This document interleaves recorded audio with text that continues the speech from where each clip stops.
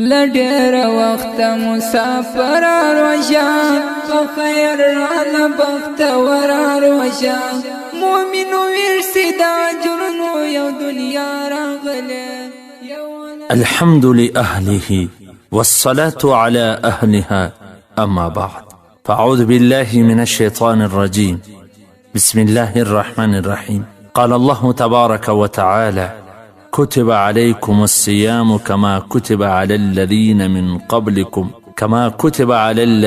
من قبلكم لعلكم تتقون. صدق الله العلي العظيم. محترم و عزتمنو مسلمانانو رونو، د روژې مبارکې میاشته را روانه ده چې دا ډیره مبارکه د برکتونو سره ډکه میاشت ده. عزتمنو، د دغه میاشتې دومره فضیلتونه دومره برکتونه دي که سړی پر هغه باندې ګانټو بیانونه وکړي خو بیا به هم د هغه فضیلت او برکتونه ختم نسی. عزتمنو، روژه کې خو به موږ تاسې انشاءالله د روژې مبارکې په هکله مختلفو موضوعاتو باندې بیانونه کوو، خو د روژې څخه مخکې زه تاسې ته داسې خلاصتاً د روژې څه فضایل او برکتونه درښیمه، څه ګټې درښیمه چې هغه ټولې په حدیثو کې راغلي دي، د حدیثو په مستندو کتابونو کې موجوده دي. یو دنیا راغله، یولس میاشتې وروسته بیا راغله، یولس میاشتې وروسته بیا راغله. ورته خوشاله مسلمان دی، دا مسترحم د سبحان دی، ټول انسانیات ورته یو شان دی، که هر فقیر دی او که خان دی، ورته خوشحال یو د ډالۍ نو د مولا راغلی، یولس میاشتې وروسته بیا راغلی. عزتمنو، الله جل جلاله فرمایي چې دغه میاشته ما پر تاسې فرض کړې ده لکه څنګه چې ستاسې مخکې پر نورو امتونو باندې هم فرض و، د پاره د دې چې تاسې تقوادار او پرهیزګاره جوړ سي. عزتمنو، که چیرې سړی دا ټوله میاشته صرف په لعلکم تتقون باندې بیانونه کول وغواړي نو دا میاشته به ختم سي، د لعلکم تتقون تفسیر به ختم نسی. خو موږ اوس تاسې ته صرف خلاصتاً څه ګټې د روژې مبارکې درښیو. عزتمنو، روژه د الله جل جلاله حکم دی. روژه نیول د خپل رب العالمین په حکم باندې عمل کول دي چې د رب العالمین د رضا سبب ګرځي. د روژې په هره شپه کې الله جل جلاله ځینې بندگان د اور څخه خلاصوي او د روژې په راتللو سره د دوزخ دروازې بندیږي. د روژې په میاشته کې یو شپه ده چې هغه ته لیلة القدر وایي چې دا یوه شپه د زر میاشتې څخه هم غوره او افضله ده، یعنی د زرونو شپو څخه غوره ده. د روژې اجر د نورو عملونو څخه زیات دی چې په روژه کې یو عمل په 80 دی. د روژهداره شهوت او خواړه پرېښول خالص د الله جل جلاله د رضا دپاره وي. د روژه نیونکي لپاره خوشحالي ده د روژه ماتې په وخت کې، د روژه نیونکي لپاره خوشحالي ده د قیامت په ورځ د الله جل جلاله سره د لیدونو.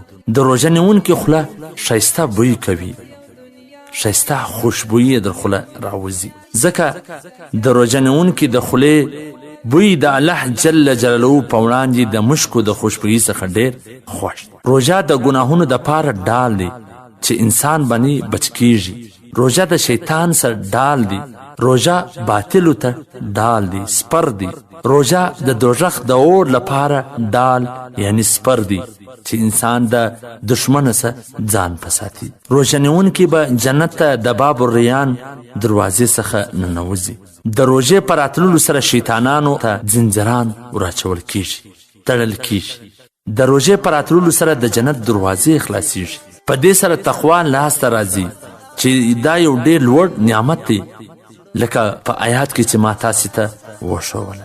دا روژه د مسلمان دپاره سپارش کوي چې الله ته فرمایي چې یا الله دا بنده وبخښه، دی ما د خوراک د څښاک د خواهشاتو څخه منع کړی و، یا الله ته دی وبخښه. مرحبا مرحبا ای د رمضان میاشتې بیا وځلې دې په پر سما د رحمت غفران میاشتي وایو مرحبا مرحبا و د رمضان میاشتي.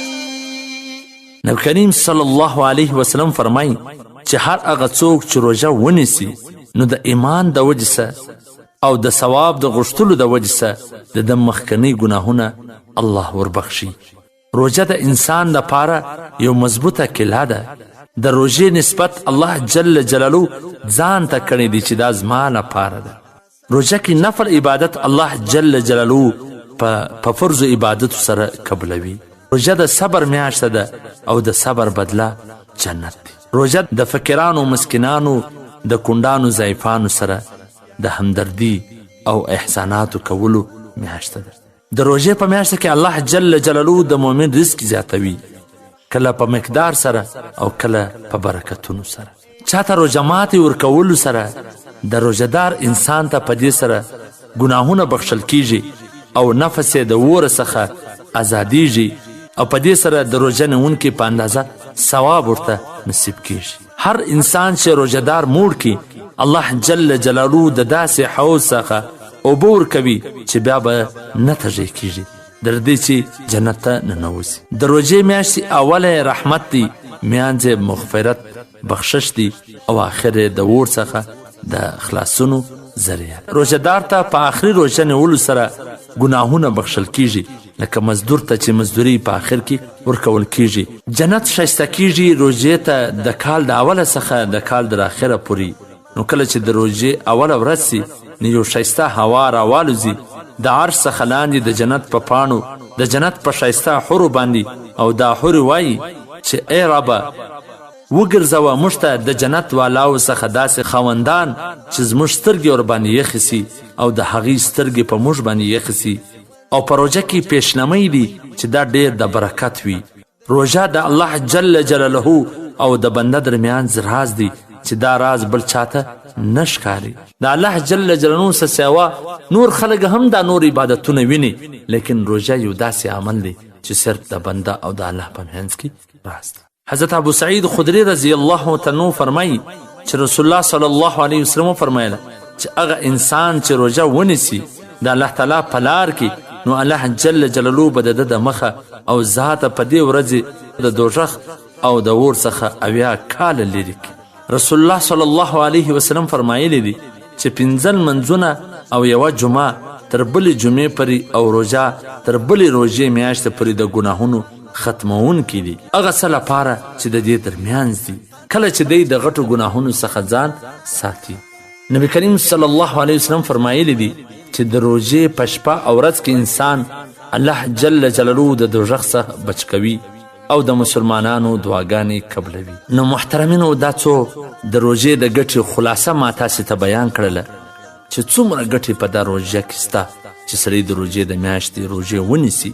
انشاءالله تعالی نور به هم د روژې فضایل او مسائل ستاسې سره شریکوو تر څو تاسې دا مسائل او فضایل اوري او عمل پکوي چې روژه مې د هر رنګه مکروهاتو د هر رنګه کراهته د فاسد کېدو څخه بچ سي او د ثواب او د قبلېدلو وړ وګرځي.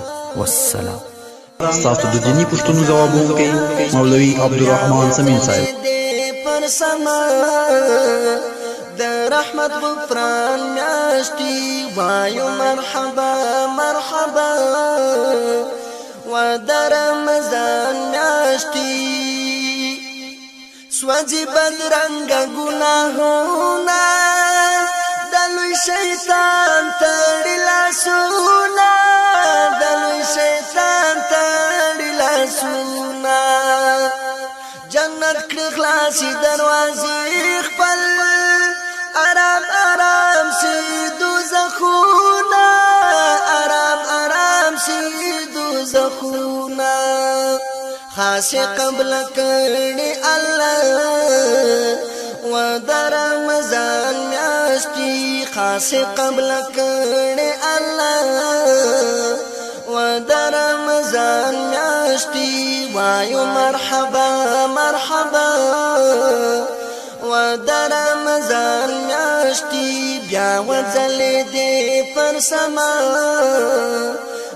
رحمت غفران میاشتي وایو مرحبا مرحبا اے د رمضان میاشتي هر روز ما خودی اختر دی مبارک نوم دی منور دی مبارک نوم دی منور دی د عبادت یو سرتاجی بابر ریان دی څومره ستر دی بابر ریان دی څومره ستر دی ستا سره مومین رشتہ اے د رمضان میاشتي ستا سره مومین رشتہ اے د رمضان میاشتي وایو مرحبا مرحبا و د رمضان میاشتي بیا وځلې دې پر سما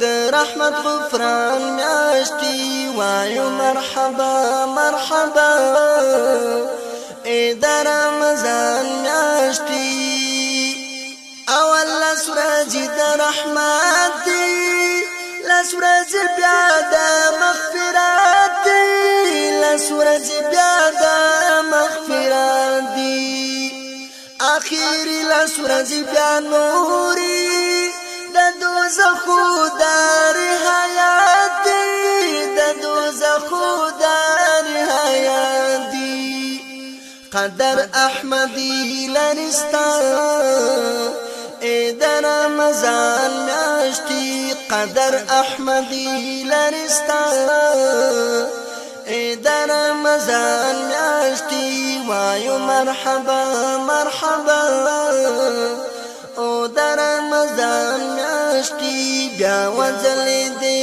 پر سما د رحمت غفران میاشتي وایو مرحبا مرحبا و د رمضان میاشتي بیا وځلې دې پر سما د رحمت غفران میاشتي وایو مرحبا مرحبا